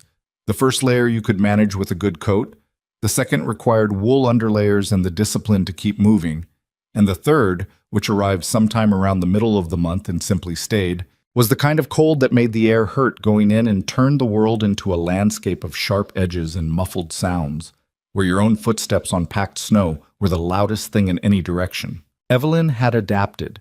She'd bought a second pair of wool stockings from the general store and a heavier pair of gloves and a scarf that Clara had helped her select, because Clara knew what winters here actually required as opposed to what a person from Massachusetts thought they knew about cold. She'd been wrong about that, the same way she'd been wrong about a number of things when she arrived, and she was trying to make a practice of being wrong gracefully, of updating her understanding without making a production of it. The investigation into Silas Rowan moved the way official things moved out here, which was slowly and not in straight lines. Sheriff Calloway had sent correspondence to 3 other county jurisdictions by mid-December, attempting to locate the women whose letters he'd found and obtain formal statements. He'd told Evelyn, at their second meeting, that 2 of the women had confirmed they were willing to submit written accounts. The third had not responded. The fourth, the woman from Pennsylvania who'd come in the spring and left, had apparently moved and her new address was unclear. "The land fraud angle is developing," Calloway had said, in the careful language of a man who had learned not to promise outcomes. "The survey delays appear to be documented and deliberate. My concern is that proving deliberate is different from proving it happened." "I understand the distinction," Evelyn said. "Your records from the Mercer property, the correspondence dates you compiled. That's the clearest timeline I have. It's useful." She'd spent an evening at the Alderman house constructing that timeline from the materials she had. Gideon's copies of Rowan's letters, her own received letters with their postmarks, the dates of the survey cancellations against the dates of her own correspondence arriving in Redstone Crossing. The pattern it revealed, laid out in a single column, was not ambiguous. Every survey cancellation had occurred within 2 weeks of Rowan sending a letter to Evelyn, as if one were being used as cover for the other, as if the appearance of a man in romantic correspondence, a man building a domestic future, were useful insulation against questions about why a land survey kept failing to materialize. She didn't know if that would hold up as legal argument. She wasn't a lawyer. but she'd given Calloway the timeline and let him determine its value. What she hadn't fully accounted for was how the investigation would move through the town itself. Small towns do not hold secrets in the way larger places can. Information spreads through them the way water spreads through dry ground, finding every crack. By mid-December, the general shape of what had happened was known to most of Redstone Crossing, and the specific shape of it, 5 women, a pattern of letters. A married man using correspondence for purposes that were still being formally named had produced a reaction in the town that Evelyn hadn't expected and wasn't sure what to do with. People started being kind to her. Not in the watchful, cautious way they'd been in September when she was a woman in an embarrassing situation, but differently, with a directness that felt like recognition.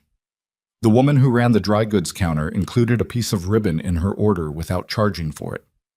One of the millmen who boarded at the Alderman house told her, somewhat gruffly and without looking at her while he said it, that he hoped the sheriff did what needed doing.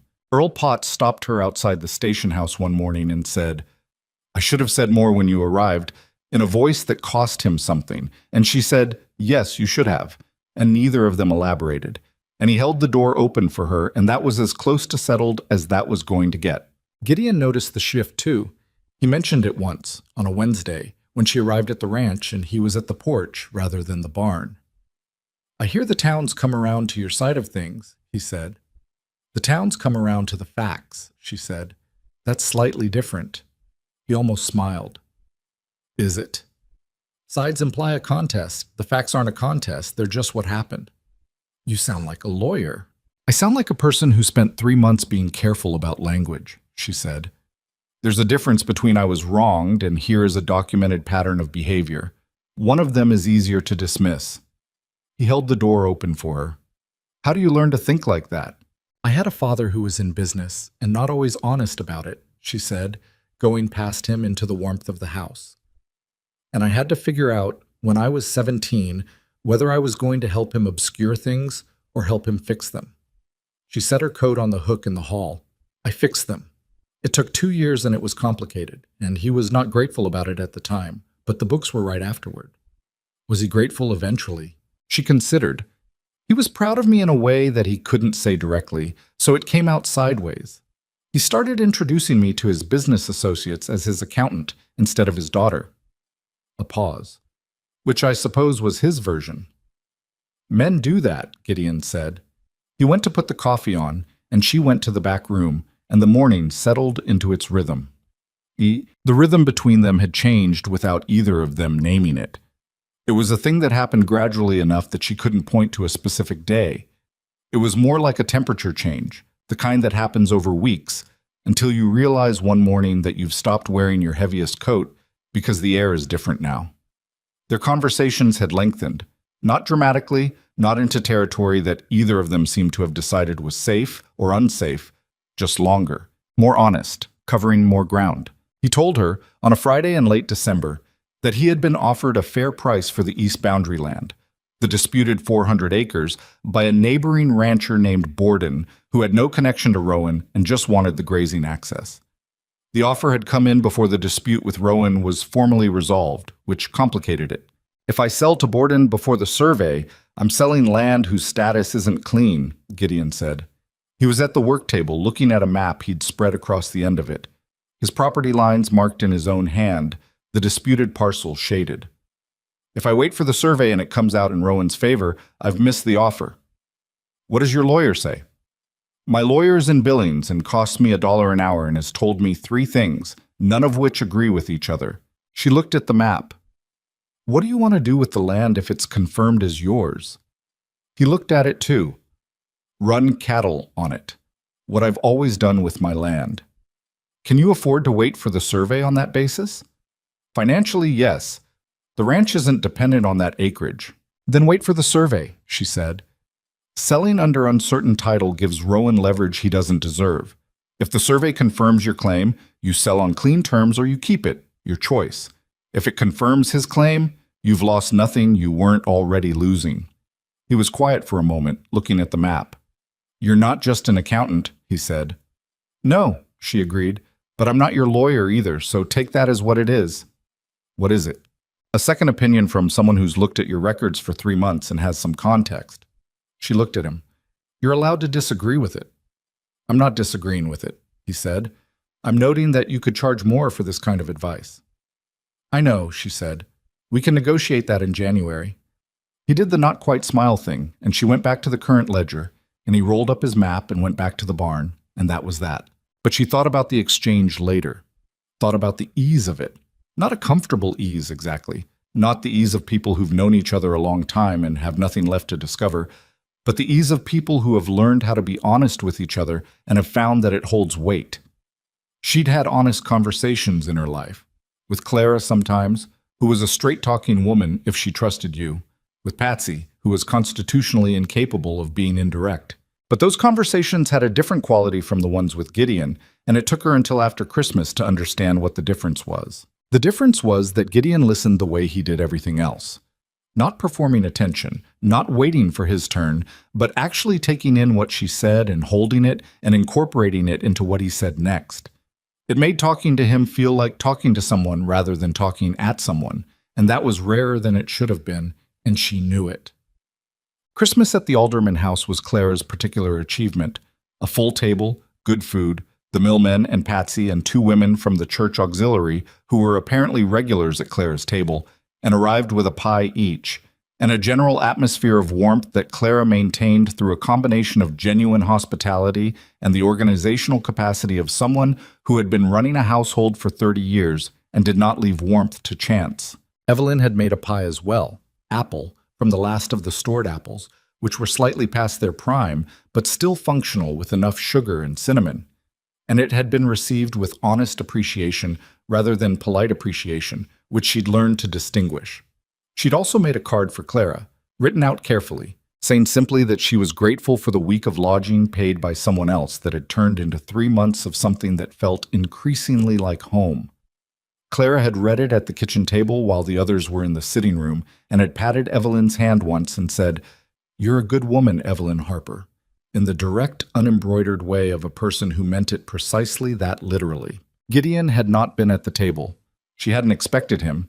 He was not, from what she understood, a man who sought out gatherings, but she'd thought of him once or twice during the day, in the way you think of someone who has become part of the regular furniture of your thinking. She found out later from Cobb that he'd spent Christmas with his brother's family in a town about 30 miles east. She hadn't known he had a brother. She filed that away with the other things she was filing, all the ordinary facts of a person that you accumulate over time without noticing you're building a picture. January came in cold and practical, the way New Year's tend to do after the brief warmth of the holiday week. She and Gideon sat down on the 5th of January to renegotiate her terms, as they'd agreed.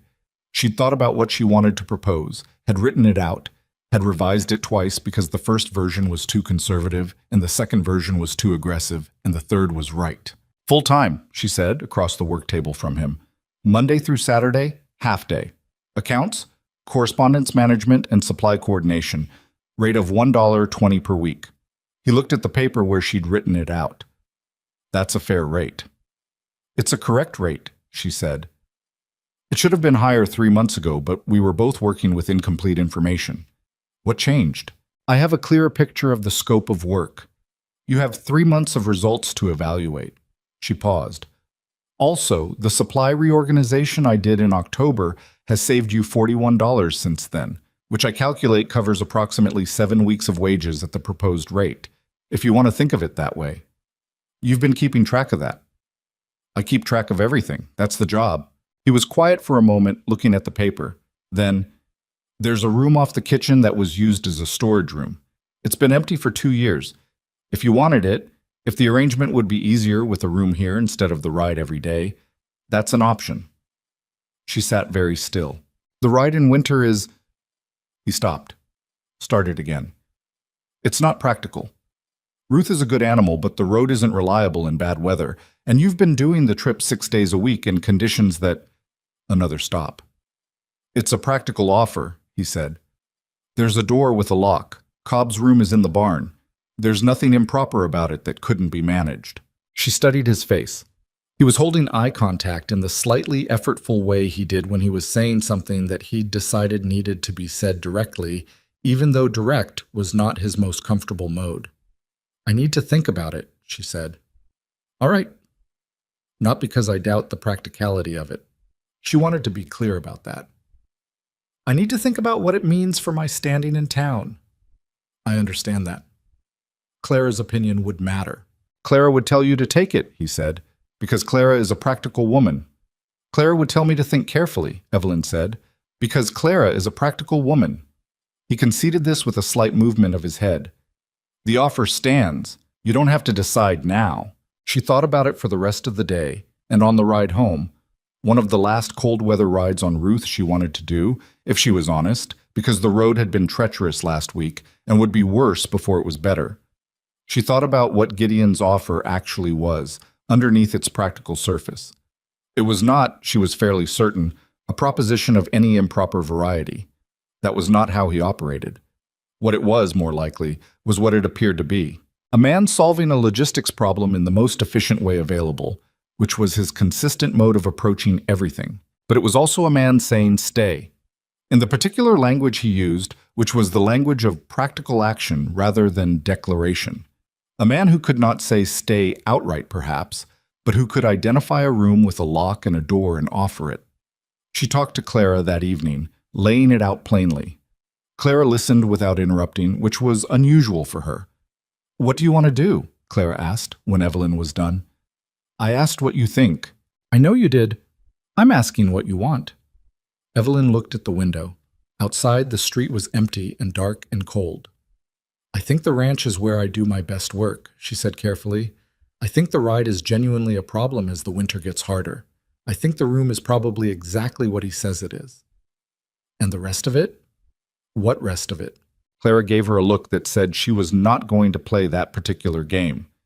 "Gideon Mercer has not offered a room to anyone since his wife died," she said simply.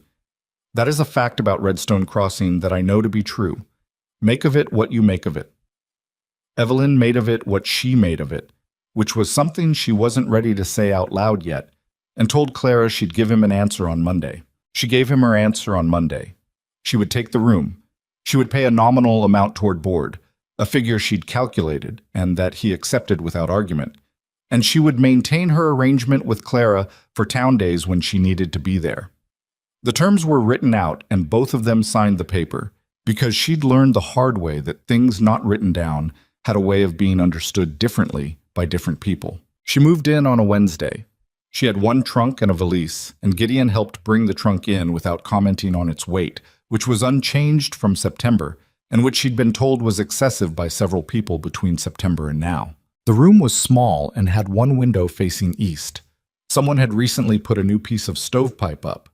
She could tell by the color of the metal against the older fitting, and the floor had been swept recently. There was a narrow bed, a washstand, a hook on the wall for her coat, and a shelf above the window. It was plain and functional and had the quality of a space that had been prepared for her without any fuss being made about the preparation. She put her mother's quilt on the bed. It looked right there, the blues and creams against the plain, ticking mattress. She unpacked her dresses and her working clothes and set her materials on the shelf and put the wooden box with Silas Rowan's letters at the bottom of the trunk under everything else, because it needed to stay, but it did not need to be visible. She looked at the east-facing window for a moment. In the morning, this was the window that would get the first light. She went out to start on the February accounts. The survey came through in the third week of January. Calloway brought the news to the ranch himself, an unusual thing, which told her it was more than the land result, arriving on a gray Tuesday afternoon when Evelyn was at the work table and Gideon was somewhere in the east pasture. Cobb went to get him, and Calloway stood in the kitchen with his hat in his hands and accepted a cup of coffee and waited with the patience of a man who has delivered both kinds of news enough times to know that waiting for the right person to be present is worth the time it takes. Gideon came in still in his outdoor coat, cold from the pasture, and looked at Calloway and looked at Evelyn and took off his hat. "The survey confirms the eastern acreage as Mercer land," Calloway said. "The original deed was correct. Rowan's claim was not supported." The room was very quiet. "And Rowan?" Gideon asked. "Rowan has been charged with mail fraud," Calloway said. "Two of the women provided formal statements. Yours—" He looked at Evelyn briefly. Yours was the most complete and the most documented. The timeline you prepared was entered into the county record. Evelyn set down her pen. He'll likely lose the neighboring property as part of the settlement, Calloway continued. His wife, he paused. Mrs. Rowan has filed for a legal separation. She apparently had more information about his activities than anyone realized and had been waiting for someone to open a door she could walk through. The fire in the stove made its small sounds. Outside, the wind moved across the roof. Is that enough? Gideon asked. He was looking at Evelyn when he said it, not at Calloway. She thought about the question, about what enough meant and whether it was the right word for what she felt, which was not satisfaction exactly. Satisfaction was too tidy for what had actually happened, but something more like a settling. The way a structure settles after it's been properly built. Not dramatic, just solid. It's the law doing what it can do, she said. That's what I asked it to do. Calloway left 20 minutes later. Gideon walked him out and came back in and stood in the kitchen with his coat still on.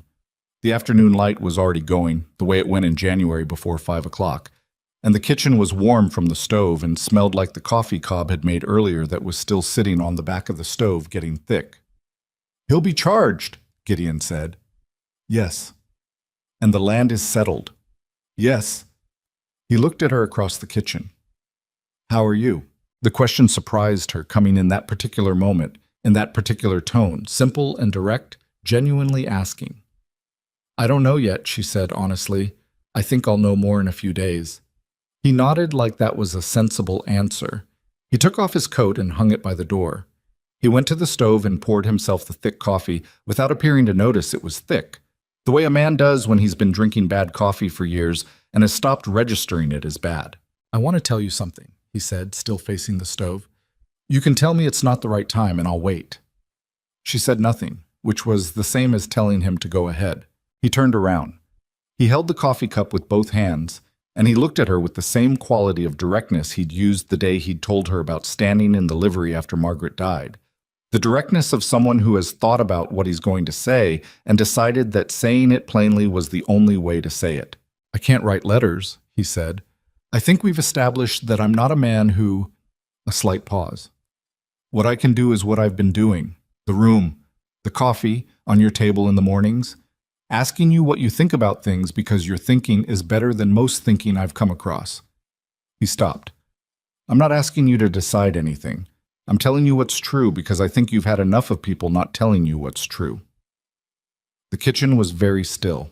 She looked at him, at this man who had lifted her trunk without being asked, and paid a week's lodging and left her alone to do her work, and listened when she talked and did not perform more than he felt, and had put a new piece of stovepipe in her room before she moved in without saying a word about it. I know what you've been doing, she said quietly. I know you know, he said. I wanted to say it out loud anyway. She stood up from this table. The last of the daylight was coming through the window above the wash basin, thin and pale, and it fell across the floor between them. Ask me again in the spring, she said, when the ground is clear and the survey's in the records and it's not... She paused, looking for the right words. When it's not tangled up with everything else that just happened. Ask me when it can just be what it is. He looked at her for a long moment. All right, he said. That's not a no, she said. I know it isn't, he said. And something in his face settled. Not relief exactly, but the quiet of a man who has said what needed saying and can now go back to work, which was what both of them did. She sat back down at the work table. He went out to check on the horses before dark. The stove ticked, the light faded, and the Mercer Ranch went quiet around her in the way it did at the end of a day. A working quiet, the kind that has been earned. Outside, the Montana winter pushed against the walls and found them solid. Spring in Montana does not arrive as an event. It arrives as an argument, the cold making its case, the land pushing back, neither side willing to concede cleanly. February stayed hard. March came in with 2 feet of new snow that took the better part of a week to negotiate and left the road to the ranch impassable for 4 days, during which Evelyn worked at the kitchen table at the Alderman house and organized the correspondence filing system she'd been meaning to restructure since October. April was better. The snow began retreating to the north-facing slopes. The creek running along the east edge of the Mercer property rose with snowmelt, and then gradually settled back into its banks. And the grass that came up afterward was the particular sharp green of ground that's been under snow for months and is making up for lost time. She noticed the morning she knew winter was actually finished. She was standing at her east-facing window with coffee she'd made herself. She'd started making her own in the mornings because Gideon's coffee had not improved despite several indirect opportunities for it to do so, and the light came through the glass in a way it hadn't done all winter. Not the thin, pale light of January or the cold, white light of February, but actual morning light with color in it, gold-edged and low, and moving across the floor in a way that made the room look like a different room than the one she'd been living in. She stood there for a while, longer than she needed to. Then she finished her coffee and went to start on the April accounts. Gideon did not ask her again. He'd said all right and meant it, which was consistent with how he did everything. He didn't say things he didn't mean, and he didn't push on things he'd agreed to let rest. She registered this without commenting on it, in the same way she'd been registering things about him for months and filing them into the accumulating record of who he actually was. What she noticed, in the waiting that he did without making it visible, was that nothing between them changed in the small ways that would have changed if the waiting had been strategic. If he'd been performing patience in order to get an answer he'd already decided he wanted. The coffee still appeared on the corner of the table without comment. He still asked her opinion on things and listened when she gave it. He was still difficult to read on his worst days and direct past the point of comfort on others, and he still occasionally got things wrong, miscalculated a supply need, or made a decision about the east pasture rotation that she could see from the records was going to create a problem in June and that she pointed out to him, and he listened to her point and pushed back. And they spent 20 minutes at the work table arguing about pasture rotation in the way people argue when they both know enough to disagree usefully, and she turned out to be right, and he acknowledged it without drama 2 weeks later when the numbers confirmed it. It was, she thought, the most honest version of how people could be together that she'd ever seen from close range. Not comfortable in the easy sense, but real. The trial, if it could be called that, which was apparently a technical question Calloway had some uncertainty about, concluded in late March. Silas Rowan was convicted of mail fraud in connection with 3 separate complainants across 2 counties. The penalty was a substantial fine and a period of supervised restriction that effectively barred him from engaging in any property dealings for 7 years. His neighboring ranch was placed in a forced sale process to satisfy the financial judgment. Calloway rode out to tell them personally, the same way he'd come in January with the survey news. He sat at the kitchen table with coffee that had not improved since January and told them the outcome in plain terms. "It's not prison," he said. "I know that's not—" "It's what the law allows," Evelyn said. "It is." He looked at her. "Your documentation was the backbone of the case. The timeline, the correspondence dates, the pattern you laid out. The county prosecutor told me it was the clearest evidence packet he'd received in 8 years. She nodded once. "The woman from Ohio sent a letter," Calloway added, reaching into his coat, "to the court, for the record. She asked that it be shared with you." He set it on the table in front of her. She looked at it but didn't pick it up yet. "How is she?" "Remarried, from what I understand. She has a daughter." He paused. "She wrote that she'd spent 2 years being ashamed of what happened to her, and that knowing there was a legal record, knowing it was acknowledged as a wrong rather than just her bad judgment, mattered to her, her words." Evelyn picked up the letter then. She read it at the table while Calloway finished his coffee. It was 2 pages in careful handwriting, and it said, among other things, exactly what Calloway had described. And at the end it said, "I hope you stayed. You sound like someone who was worth staying." She folded it and put it in her coat pocket. After Calloway left, Gideon stood at the kitchen window for a moment with his back to her, looking out at the yard where Cobb was doing something to the harness rack. She could see the set of his shoulders.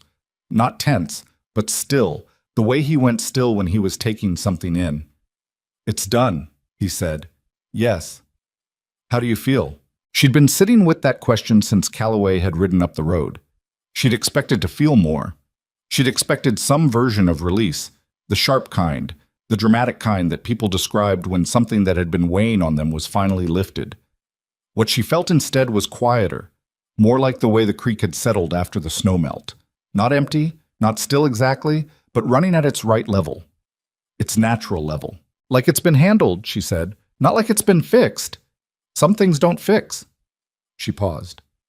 But handled is enough. Handled means it's in the record, and it's acknowledged, and it doesn't get to just disappear into the past like it was nobody's concern. He turned from the window. He looked at her across the kitchen. Spring, he said. She looked back at him. I know. I told you I'd ask in the spring. I know you did.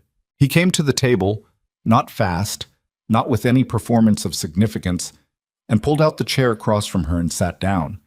He put his hands flat on the table in the way he did when he was settling in for a conversation he intended to finish. She'd cataloged that gesture in October, and it hadn't changed. I'm not going to write you letters, he said. I don't think I need to explain why. No, she agreed. What I can tell you is what's true, which is that this house has been a different place since September. Since that first Monday you came out here and told me not to watch while you worked. Something moved in his face, the contained, restrained version of expression that was simply how his feelings operated, compressed and real. I started looking for reasons to come in from the barn. I'd never done that before. She was quiet. I'm not asking you to decide anything about the future right now, he said. I'm asking if you're willing to let it be something, between us, whatever that looks like from here. She looked at him. At this man who had been honest with her when honesty wasn't required, who had paid for a stranger's lodging and then hired her for her skills, and then cleared a room of storage and put in a new stovepipe, and argued with her about pasture rotation, and listened to every answer she gave as if the answer actually mattered to the outcome. She thought about what she'd believed love looked like before September. She'd believed it looked like letters. She'd believed it looked like declared intentions and romantic architecture, and a man who could describe the light on his land in a way that made it feel like an invitation. She'd been wrong. She'd been wrong in the specific way that people are wrong when they've been shown a polished surface and mistaken it for the thing underneath. What was underneath was this: a man who showed up. Not in the dramatic sense, not with declarations or gestures that cost him nothing because they were only words. Who showed up in the daily sense, the accumulative sense, who did the small things that added up to something nobody could fake over time because the time itself was the proof. Yes, she said, I'm willing. He looked at her for a moment. Then he nodded once, with the gravity of a man who understood the weight of what had just been agreed. He didn't reach across the table. He didn't produce a ring or a speech. He just nodded, and she nodded back. And outside the window, the April light was doing what April light does in Montana when winter finally gives up its argument. The April accounts need finishing, she said. I know, he said. He got up and went back out to the barn, and she opened the ledger, and the house settled around them both in its working quiet. They were married in June. It was not a grand wedding. Clara organized most of it because Clara was constitutionally incapable of letting a significant event happen without structure. And Evelyn let her because Clara's organizational instincts were generally sound, and because fighting them would have been more work than the wedding itself. The ceremony was at the edge of the Mercer property, near the creek, on a Saturday afternoon when the weather was doing exactly what you'd want. June weather in Montana to do. Clear sky, long light, a breeze off the mountains that was warm enough to stand in without a coat for the first time since September. Patsy stood beside Evelyn. Cobb stood beside Gideon and looked as though he'd been cleaned up considerably against his will and was managing it with dignity. Clara cried. She did it quietly and without fuss, and denied it afterward when asked. Evelyn wore the better of her two good dresses. The gray one, with the cream collar that she'd originally brought for Sunday church services she'd never ended up attending. She'd let it out slightly at the shoulders over the winter. She'd put on weight, real weight, the kind that comes from regular meals and physical work and a body that is no longer spending its resources on sustained anxiety. And it fit her correctly now in a way it hadn't when she'd packed it in Boston. Gideon wore a dark coat she'd never seen before, which meant he'd acquired it specifically for the occasion, which was a category of effort she found quietly significant. He wasn't good with words during the ceremony, which surprised no one.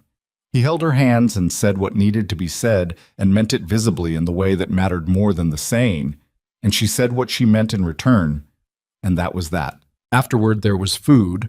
Clara and two other women from town had been cooking since the previous afternoon, and most of Redstone Crossing came through at some point during the afternoon, which Evelyn had not expected and which told her something about how the town's account of her had changed since September. She was no longer the woman who'd arrived for a man who didn't come. She was something else now, something the town had watched develop over 9 months and apparently decided to claim as its own story. Earl Potts came. He shook her hand with both of his and didn't say much beyond "Congratulations, Mrs. Mercer," but his face said the rest of it, and she accepted it for what it was. She stood near the creek in the late afternoon, in the long slant of the June light, with a plate she'd barely touched, and the sounds of people around her, and she thought about a woman standing on a platform in September watching a train disappear. That woman had $11.30 and a trunk that was too heavy and a bundle of letters from a man who was already married and a future that had just publicly dissolved. She'd been 30 feet from where Evelyn was standing right now, and the distance between those 2 points was not 9 months, and it was not a marriage, and it was not a county legal proceeding. It was every morning she'd gotten up and done the next necessary thing without knowing yet what the necessary things would add up to. That was the distance. That was the whole of it. 5 years later, on a September morning that arrived with the particular quality of early Montana autumn, cold in the shadows, warm in the sun, the air carrying the clean mineral smell of the mountains beginning their long exhale, Evelyn stood at her east-facing window with coffee she'd made herself and watched the yard below. Their daughter, Clara May, named for obvious reasons, was 4 years old and running between the fence posts with the focused, determined energy of a child who has decided that the space between 2 points needs to be covered repeatedly to be properly understood. She had Gideon's dark hair and Evelyn's stubbornness, which was a combination that kept everyone in the household in a state of alert attention. Their son, Thomas, was 8 months old and currently asleep in the cradle that Gideon had built in February, which was not a perfect cradle. There was a joint on the left rocker that he'd redone twice and still wasn't quite level, but which held a sleeping baby adequately, which was the standard a cradle actually needed to meet. Gideon was in the yard with Clara May, not chasing her, but watching her with the particular expression he had for the children. A quietness inside the quietness. Something she didn't have a word for, but that she recognized as the look of a man who is genuinely surprised, at regular intervals, by the fact of his own life. Evelyn had that feeling herself. It came at irregular times, not in the moments you'd expect, not at Christmas or during the summer when the ranch was at its most itself, but in the unremarkable ones. The Tuesday mornings, the after-supper hour when Clara May was in bed and Thomas was fed and the house had gone quiet, and she and Gideon sat at the kitchen table with the accounts or the supply orders, or sometimes nothing in particular, just sitting, in the easy way of people who have run out of things they need to prove to each other. She thought about what she would have said to herself 5 years ago, standing on that platform. She thought about it from time to time, not as an exercise in gratitude. She was suspicious of that kind of self-directed sentiment, which tended to smooth over the harder truths, but because there was something useful in holding both versions in the mind at once, the before and the after. Not to say the after was better, exactly, which was too simple a reading, but to say that the before was necessary, that the specific character of the after came directly from the before, could not have been any other way. Here is what she'd learned and what she still believed. That loneliness makes people vulnerable to beautiful surfaces, that a person in the right kind of pain will accept a well-written letter as evidence of a well-formed soul because the pain needs the letter to be true. She'd been that person. She didn't think poorly of herself for it. It was a human thing to do, and the fault lay with the man who'd understood exactly how it worked and used it deliberately. But she also didn't pretend it hadn't happened, or that she'd been simply unlucky. She'd been unlucky and willing, and the willingness was worth understanding. What she'd learned to look for afterward was not the declaration but the pattern. Not what a person said they were, but the accumulation of what they did over time in small moments, when nobody was watching and there was nothing to be gained by performing. The cup of coffee on the corner of the table, the new stovepipe, the all right that meant what it said, a man who listened not to respond but to actually know. Those things didn't announce themselves. They didn't arrive with the compelling rhythm of a letter composed specifically to move you. They required paying attention over time, which required, and this was the part she'd needed September to teach her, staying. She had stayed. Not because she'd seen clearly from the beginning where staying would lead, but because she'd had nowhere to go, and $11 and some skills and the determination not to be erased by what had happened to her, and she'd done the next thing, and the next thing after that, and the things had accumulated into a yard where her daughter ran between fence posts in the September light, and her husband watched with that quiet, surprised expression, and the east-facing kitchen was warm with the morning. Below, Clara May stopped running and went to Gideon and said something to him, pointing at something Evelyn couldn't see from the window. He crouched down to her level and looked where she was pointing and said something back. Clara May appeared to find this satisfactory and took off running again. Gideon stood up. He looked toward the house, not up at the window, just toward the house in general, and then he went back to whatever he'd been doing in the yard before the running began. Evelyn watched him for a moment. Then she set down her coffee, smoothed her hands on her apron, and went downstairs to start on breakfast, because Thomas would wake soon and Clara May would be hungry after her running, and the morning was not going to organize itself. The east window was already full of light by the time she got the stove going. It came through the glass and lay across the kitchen floor in a long, warm stripe, the same light she'd looked for in the window of a house described in letters she'd crossed a continent to reach. She had not found what the letters promised. She had found what they could not have described even if the man who wrote them had been honest, which was that a home is not a place that someone offers you in words. It is a thing you build by showing up every day and doing the work and being the kind of person who can be trusted to still be there when the snow melts and the creek settles and the spring finally arrives to finish the argument. She'd been that person. She was still being her. Outside, Clara May was calling for her father about something, the high, clear voice of a child who has not yet learned to moderate her needs, and Gideon's low answer came back across the yard, and the bread she was making was going to take 40 minutes, and Thomas would wake before it was done. The morning asked her to be present in it, and she was. And it was enough. And it was everything.